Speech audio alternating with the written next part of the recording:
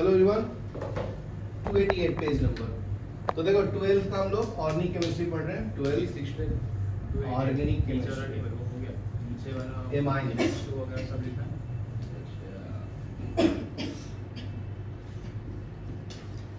ठीक है। तो इसमें नेक्स्ट टॉपिक पढ़ रहे थे हम लोग फिजिकल प्रॉपर्टीज ऑफ एमाइंस। तो उसमें बेसिसिटी नेचर के बारे में पढ़ रहे हैं। ठीक है। तो नेक्स्ट टॉपिक है physical properties of amine, properties of amines. ठीक है। तो इसमें नेक्स्ट टॉपिक है basicity of amine, basicity of amines. ठीक है। तो इसमें देखो basicity of amine is related to a structural effect which influence the stabilisation of various species.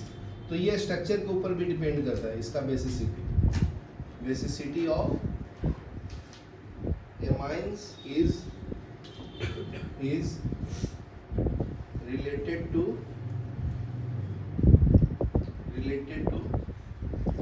structural effects which influence stabilization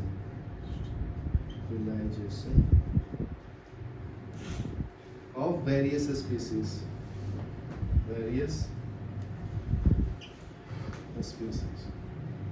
ठीक है। दूसरा देखो greater the stabilisation of protonated amine that is the conjugate acid, greater is the basicity of amine. Greater is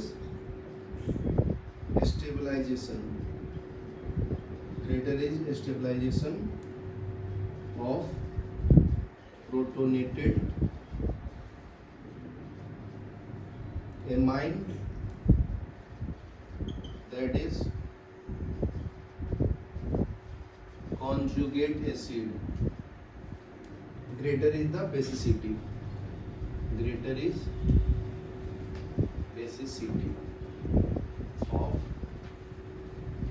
amine। ठीक है। तो इसका first देखो influence of plus I effect, influence of plus I effect. ठीक है। तो on stabilisation of conjugate acid of aliphatic amine and ammonia can be represented as. तो इसका एलिफैटिक एमाइंस कैसे शो करेंगे? Stabilisation of conjugate acids aliphatic amines and ammonia can be represented as।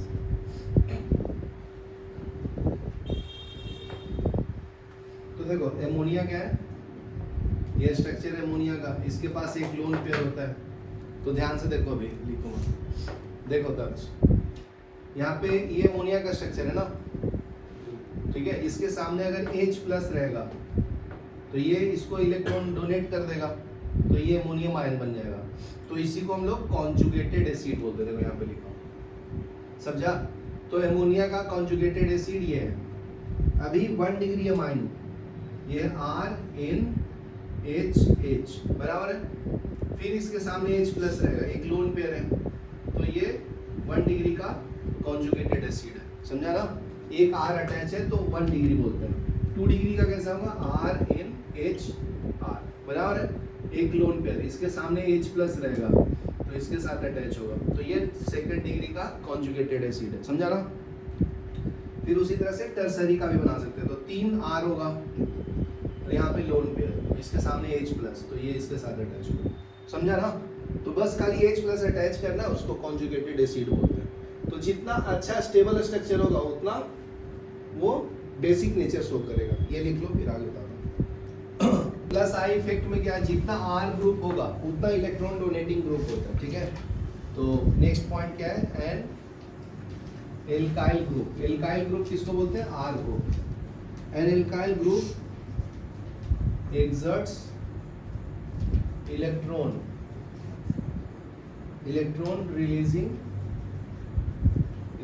Releasing inductive effect, इसको हम लोग plus I effect बोलते हैं, plus I effect, ठीक है, which stabilises the positive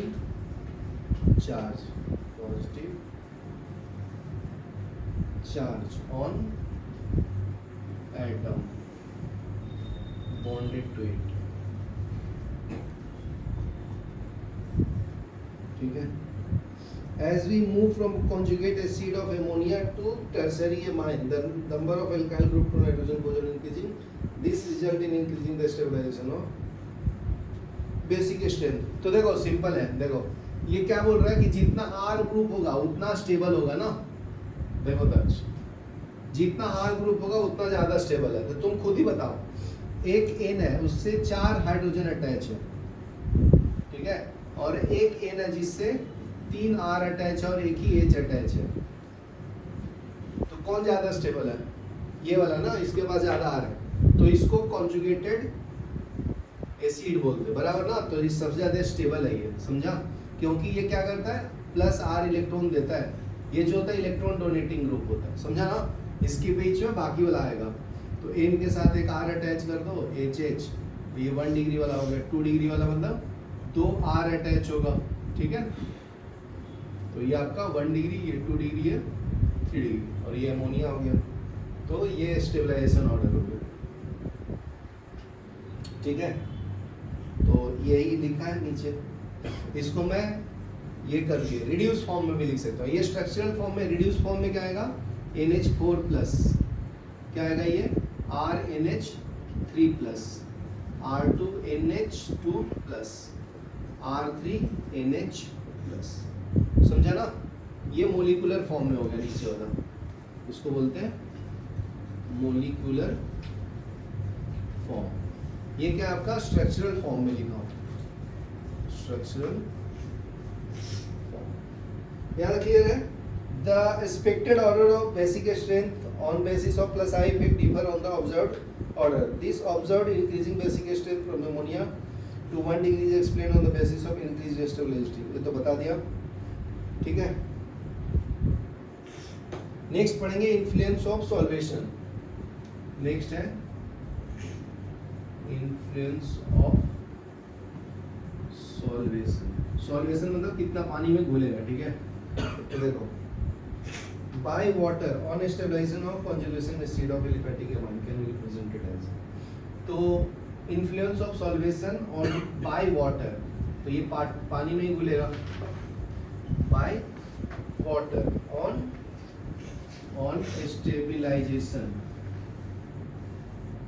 stabilization of conjugate acids of aliphatic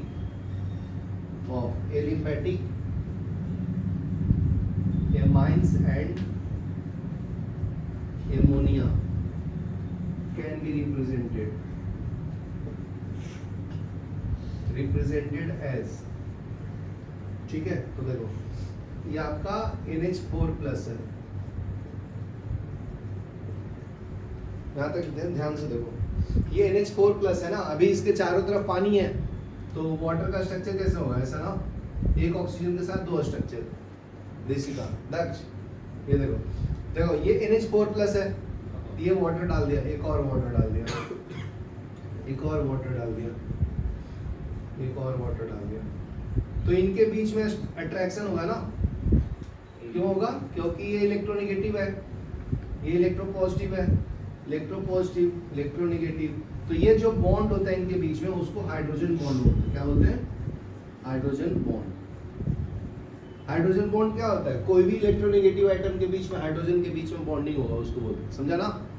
simple है। और ये मोस्टली वाटर के साथ ही दिखाता है। तो ये इसका हो गया।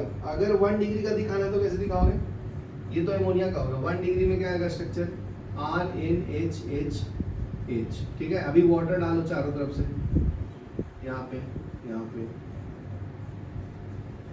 ठीक है। तो इनके बीच में जो बॉन्डिंग होगा उसको हाइड्रोजन बॉन्ड बोलते हैं। समझा? समझा, तेरे को भी है समझा ना, तो तुम तो हाई लेवल के सीधा सीख रहे तो बस 1 अब डिग्री कुछ में भी तो नहीं। RH2 होता है ना, तो ये तो 1 डिग्री बनाया ना, अभी 2 डिग्री 2H बनाओ। होता है ना उसमें 1 डिग्री में। अभी देख यहाँ, ये 1 डिग्री है, ये 2 डिग्री है, ये 3 डिग्री है। वो एच नहीं काउंट कर रहा, ये प्लस दिया है ना एक्स्ट्रा। नॉर्मल अगर लिखना है तो नॉर्मल तो ये है ना,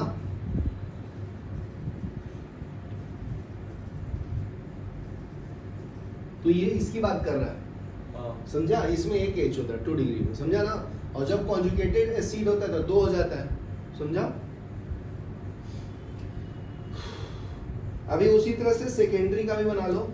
सेकेंडरी में 2 आर ग्रुप होगा ना,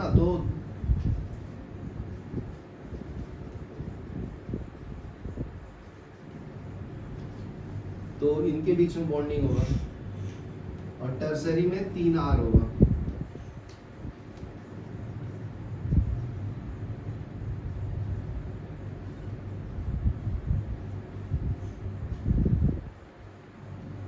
चलो ये लिख लो, फिर आगे बढ़ते हैं। ठीक है, तो देखो, solvent water stabilise the conjugate acid by hydrogen bonding through H, ये तो बता दिया। The number of H bonded to N decrease from 4 in ammonia to 1, as a result NH4 is best stabilise by solvation. तो खाली result लिखता हूँ, as a result NH4 plus is best stabilized by solvation, while stabilization by solvation is poor.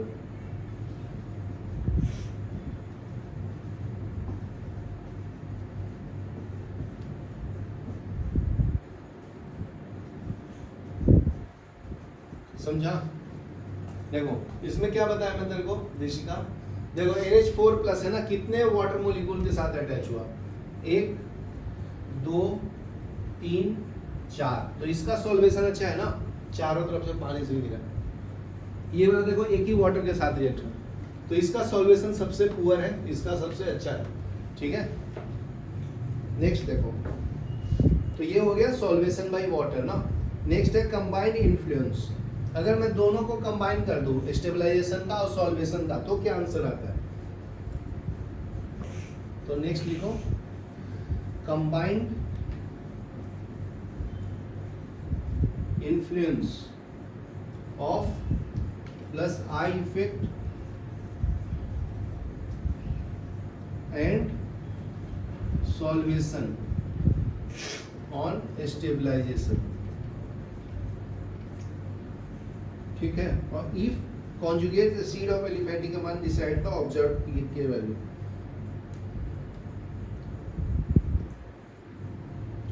तो देखो ये increases लिख देता हूं, ये है सॉल्वेशन NH4 प्लस, ये क्या है R3NH प्लस, ठीक है, RNH3 प्लस, R2NH प्लस, ठीक है। और प्लस आई इफेक्ट का उल्टा है ना, प्लस आई इफेक्ट increases, ठीक है। The net result is move from ammonia to this,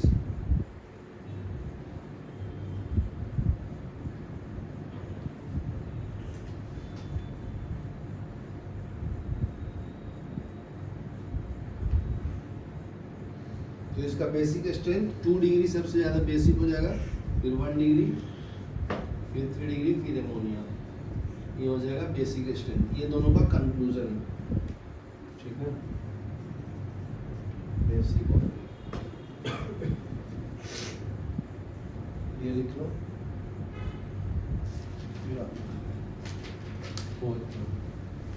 अभी नेक्स्ट देखो बेसिसिटी ऑफ एराइल एमाइन। तो पहले वाला क्या था, एलिफैटिक एमाइन था ना, नॉर्मल आर ग्रुप का था। अभी हम लोग बेंजीन वाले के साथ कैसे डिसाइड करेंगे। बेसिसिटी ऑफ एमाइंस, कौन सा? एराइल एमाइंस, ठीक है। From pK value we understand that aryl amine in general are weaker base than in ammonia and aliphatic amine. तो पहला स्टेटमेंट क्या है? ये जो एराइल एमाइन है ये तो पहले सबसे वीक होगा, ठीक है। तो aryl amines in general are weaker bases than ammonia and aliphatic amines. The strength of aryl amine is explained in accordance to Lowry-Brontes theory by writing the equation. देखो जैसे एनिलीन है, ये आपका अल्टरनेट पाई बॉन्ड है, इसके साथ ammonia attach है, ठीक है। इसको हम लोग बेस बोलते हैं, यहाँ पे लोन पेयर है। तो अगर मैं वाटर में डालूंगा तो ये प्लस है OH plus, H plus OH minus, ठीक है। तो ये H प्लस इसके साथ अटैच होगा तो ये कॉन्जुगेट एसिड दिखाएगा ऐसा, NH3 प्लस, ये क्या है? OH माइनस, ये क्या है? कॉन्जुगेट एसिड, ठीक है। तो specifies base and conjugate acid और कॉन्जुगेट रेजोनेंस। यहां तक लिखो, फिर नेक्स्ट वाला बताता हूं सबको। देखो ये देखो resonance structure of aniline draw करूंगा, तुम लोग को आता है, फिर भी एक बार बताता हूं। रेजोनेंस स्ट्रक्चर ऑफ एनिलीन, तो ये कैसे होता है? ध्यान से देखो, इसका 5 रेजोनेंस स्ट्रक्चर बनेगा। रेजोनेंस मतलब कंपाउंड सेम रहेगा, ये पाई बॉन्ड शिफ्ट होगा, जैसे का लिखो मतलब ये यहाँ पे लोन पेयर है, ध्यान से देखो, एक बार सीख जाओगे तो ये आता है एग्जाम में, इसलिए तो ये लोन पेयर है ना, ये लोन पेयर है, 2 इलेक्ट्रॉन से एक बॉन्ड बनता है। तो ये अगर यहाँ बॉन्ड बनाएगा तो ये इलेक्ट्रॉन यहाँ शिफ्ट हो जाएगा। तो शिफ्ट करके बताता हूँ, देखो यहाँ पे ये अल्टरनेट पाई बॉन्ड रहेगा, ये इलेक्ट्रॉन यहाँ शिफ्ट हो गया तो इसमें माइनस साइन आएगा ना कार्बन पे, और ये पाई बॉन्ड बन जाएगा, और इसका इलेक्ट्रॉन चला गया तो प्लस साइन आएगा। ये समझा? ये वाला इलेक्ट्रॉन यहाँ बॉन्ड बना दिया, देखो ये वाला, समझा ना। तो कार्बन 4 ही बॉन्ड बना सकता है ना, तो 5 हो जाता है, इसके बाद 1 2 3 4 है तो 5 हो जाता है, इसलिए ये वाला जो पाई बॉन्ड का इलेक्ट्रॉन है ना यहाँ शिफ्ट हो गया। ये समझा? एक ही टाइम में 2 हो रहा है, ये वाला बॉन्ड बना रहा है यहाँ और ये बॉन्ड यहाँ शिफ्ट हो रहा है इलेक्ट्रॉन, समझा ना। क्योंकि ये जो ये पाई बॉन्ड है, पाई बॉन्ड जो होता है ना वीक बॉन्ड होता है, ठीक है, कम एनर्जी लगता है इसको तोड़ने में। और ये अंदर वाला एक होता है सिग्मा बॉन्ड, ये स्ट्रॉन्ग बॉन्ड होता है, तो ये तोड़ने में ज्यादा एनर्जी लगता है। याद क्लियर है? अभी देखो यही वाला दोनों इलेक्ट्रॉन यहाँ पाई बॉन्ड बनाएगा तो फिर से ये आगे शिफ्ट हो जाएगा यहाँ पे दक्ष, ये वाला दोनों इलेक्ट्रॉन है ना यहाँ पाई बॉन्ड बनाएगा और ये वाला यहाँ शिफ्ट हो जाएगा, इसी को रेजोनेंस स्ट्रक्चर बोलते हैं। अभी नेक्स्ट स्टेप पे वही बताता हूँ। ऊपर वाला सेम रहेगा तो ये वाला यहाँ पाई बॉन्ड बना देगा, ये दोनों इलेक्ट्रॉन, और ये इलेक्ट्रॉन यहाँ शिफ्ट होकर आ गया तो ये माइनस हो जाएगा और यहाँ पे NH2 प्लस, बराबर है, समझा? देखो ये वाला पार्ट इधर ही है, ये वाला इधर ही है, ये वाला पाई बॉन्ड बना देंगे यहाँ और ये पाई बॉन्ड का इलेक्ट्रॉन यहाँ शिफ्ट हो गया। क्यों? समझा ना? क्योंकि 5 बॉन्ड हो जाएगा ना, फिर देखो 1 2 3 और एक हाइड्रोजन के साथ 4 है ना, तो यहाँ 5 हो जाता है, इसलिए शिफ्ट हुआ। अभी ये फिर से ये पाई बॉन्ड यहाँ बनाएगा तो ये फिर शिफ्ट होकर यहाँ पे माइनस साइन देगा। तो देखो नेक्स्ट स्ट्रक्चर ये आता है ड्रॉ करने के लिए, इसे मैं बता रहा हूँ। ये हो गया, ये यहाँ पे बन गया और यहाँ पे 2 इलेक्ट्रॉन शिफ्ट हो जाएगा और ये वाला ऐसे ही रहेगा। यहाँ तक क्लियर है? फिर से ये दोनों इलेक्ट्रॉन जो है ना यहाँ पाई बॉन्ड बनाएगा तो ये अपना इलेक्ट्रॉन रिगेन कर लेगा, समझा? तो ये स्ट्रक्चर तुम्हें ऐसा दिखेगा।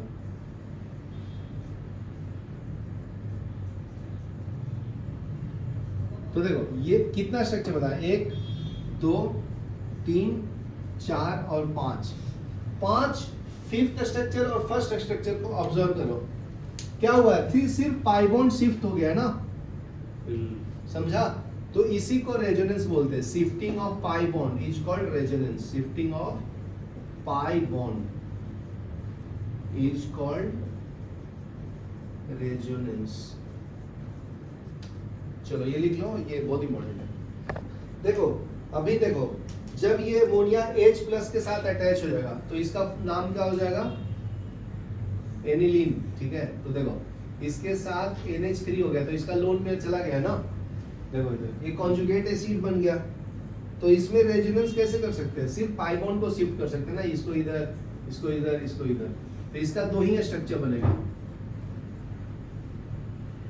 तो ये यहाँ आ गया, ये यहाँ, ये यहाँ. तो ये क्या बन गया? NH3 plus. ये समझा? तो इसका दो ही स्ट्रक्चर है रेजोनेंस. तो जिसका ज्यादा स्ट्रक्चर है वो ज्यादा स्टेबल है. ठीक है, तो उसका इक्विलिब्रियम लेफ्ट हैंड साइड में शिफ्ट हो सकता है. किसका जी? ये वाले का. ठीक है, तो this make aniline weaker base. मतलब ये अपने में ही बीजी है ना ये, तो ये वीक बेस हो गया. ये दो ही स्ट्रक्चर शो करते हैं. तो यहाँ पे लिख लो, तो एनिलीन वीकर बेस,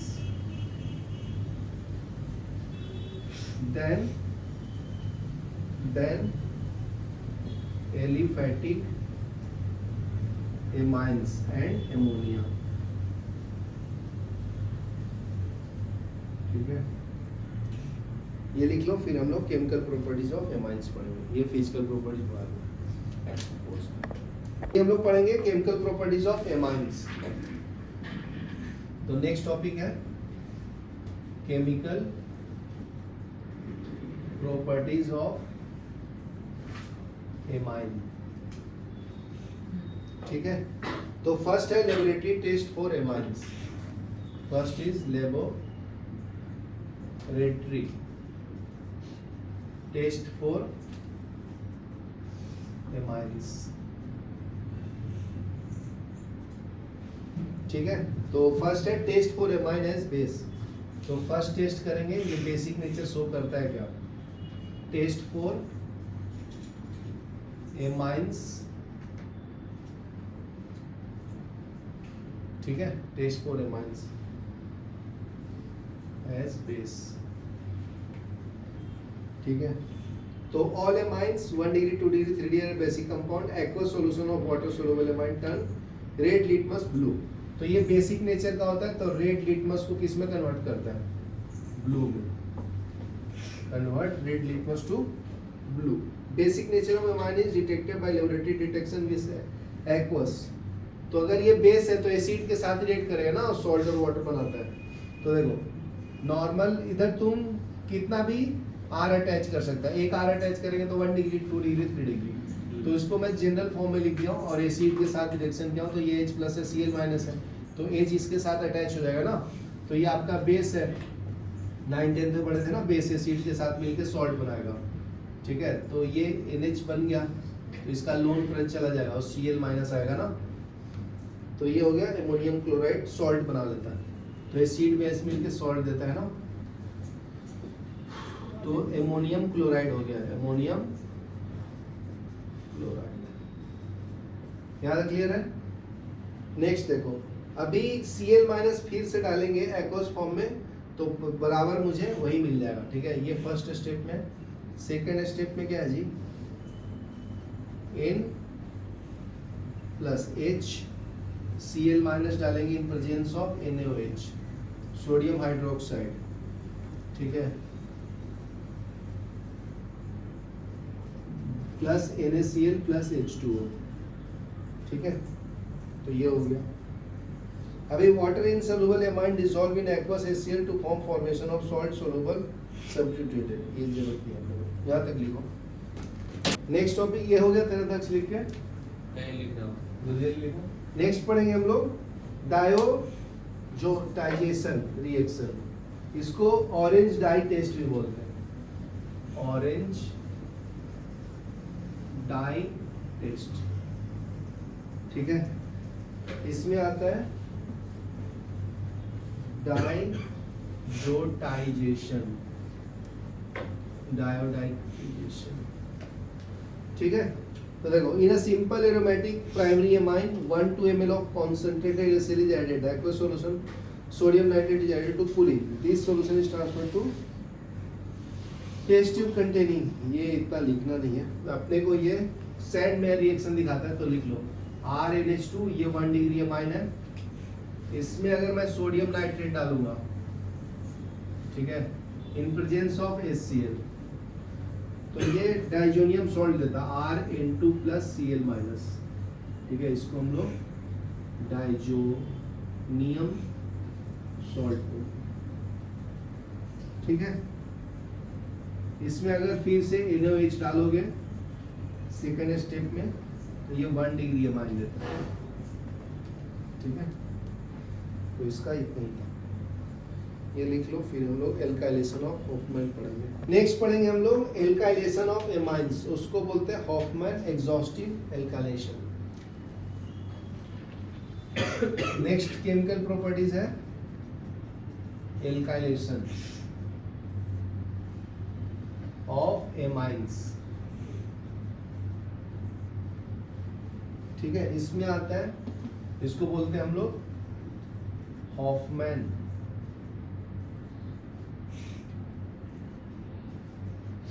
एग्जॉस्टिव या एग्जॉस्टिव एल्काइलेशन,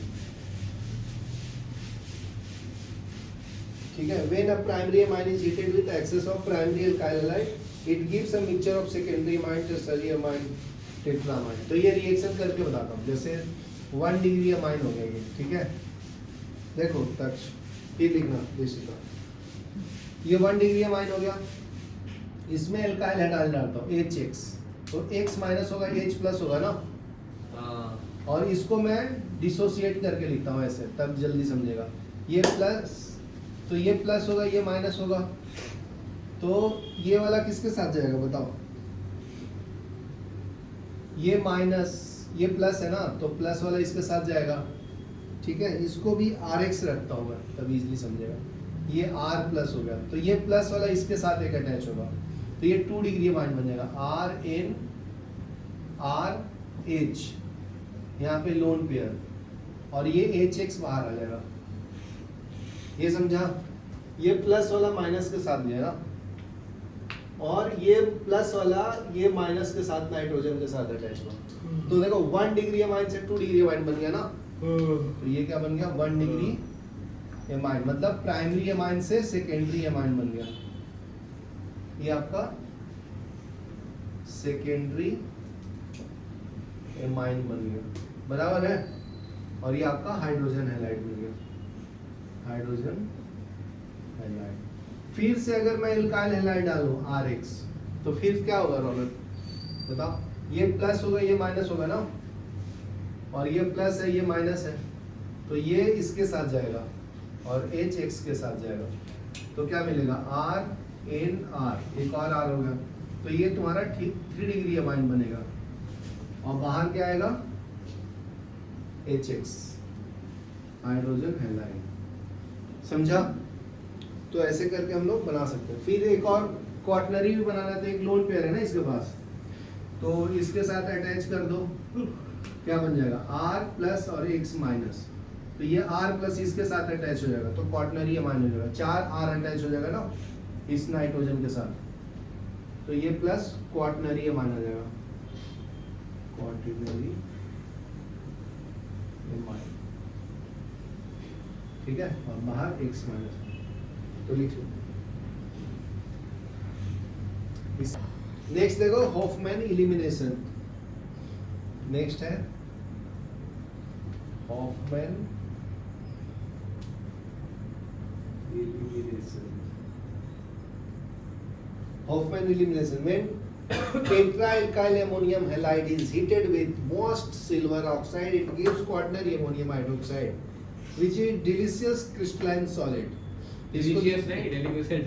वही समझ गए ना, डिलीशियस। तो देखो इसको लिख के बताता हूँ, जैसे CH3 है, CH2 है, CH2 है, तो ये तुम्हारा R ग्रुप है ना, इसके साथ क्या अटैच है N प्लस, और इसके साथ 3 R अटैच है, CH2 CH3 3 टाइम्स, मतलब ये RnR3 है, ठीक है।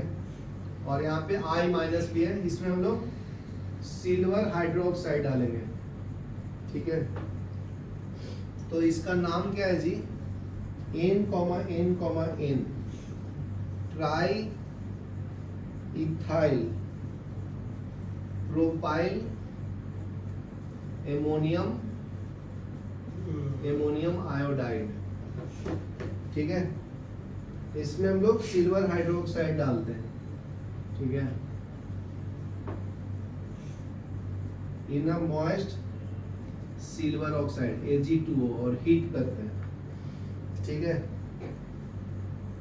तो ये हाइड्रोक्साइड में कन्वर्ट हो जाता है, क्या बन जाएगा, CH3 CH2 CH2 N CH2 CH3 CH2 CH3, ऊपर में क्या आएगा, CH2 CH3, ठीक है। और इसको हीट करेंगे, इसमें हाइड्रोक्साइड बन जाता है, OH माइनस बाहर आएगा, इसमें प्लस आएगा, ठीक है। तो हीट करूंगा तो पानी निकल जाएगा जी, रिमूवल ऑफ वाटर होता है, पानी निकालता है हीट करने से, तो एक डबल बॉन्ड बन जाएगा, ये वाला टूट के, ठीक है। तो ये बन जाएगा CH2 डबल बॉन्ड CH2, ठीक है, ये इथीन बन जाएगा। और दूसरा बाई प्रोडक्ट क्या बनेगा, ये निकल गया ना, तो यहाँ पे लोन पेयर आ जाएगा, तो ये आ जाएगा CH3 CH2 CH2 N, यहाँ पे लोन पेयर आ जाएगा, ये CH2 CH3, ठीक है, ये लिख लो।